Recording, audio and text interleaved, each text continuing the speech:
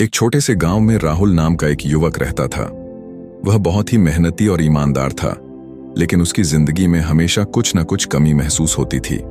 उसके दोस्तों के पास नई नई गाड़ियां, बड़े बड़े घर और महंगे कपड़े थे, जबकि राहुल के पास बस एक छोटा सा घर और एक पुरानी साइकिल थी।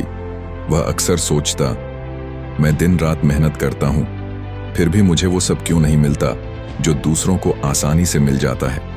क्या मेरी किस्मत में ही संघर्ष लिखा है? एक दिन गांव के एक बुजुर्ग व्यक्ति, जिन्हें सभी प्यार से दादाजी कहते थे, ने राहुल की परेशानी को भांप लिया।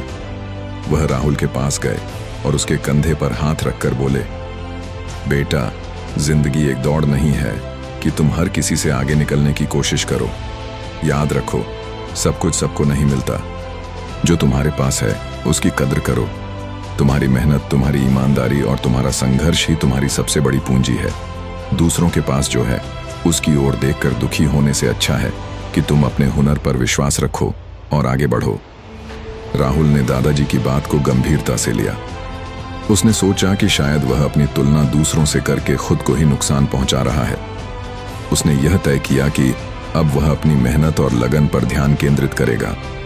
उसने अपने छोटे से घर में ही एक छोटी सी दुकान खोलने का फैसला किया। शुरुआत में तो उसे कई मुश्किलों का सामना करना पड़ा, लेकिन उसने हार नहीं मानी। वह रोज सुबह जल्दी उठता, अपनी दुकान को साफ सुथरा रखता और ग्राहकों के साथ ईमानदारी से पेश आता। धीरे धीरे उसकी मेहनत रंग लाने लगी। गांव के लोग उसकी ईमानदारी और मेहनत की तारीफ करने लगे। उसकी दुकान गांव की सबसे लोकप्रिय दुकान बन गई। लोग उस पर विश्वास करने लगे और उसकी दुकान से ही सामान खरीदना पसंद करते थे। राहुल को यह देखकर बहुत खुशी होती थी, लेकिन उसने कभी भी अपनी सफलता को दिखावे में बदलने की कोशिश नहीं की। कुछ सालों बाद उसके पुराने दोस्त उससे मिलने आए। उन्होंने देखा कि राहुल के पास अब भी वो महंगी गाड़ी या बड़ा घर नहीं था, लेकिन उसके चेहरे पर एक अलग ही तेज और संतोष झलक रहा था।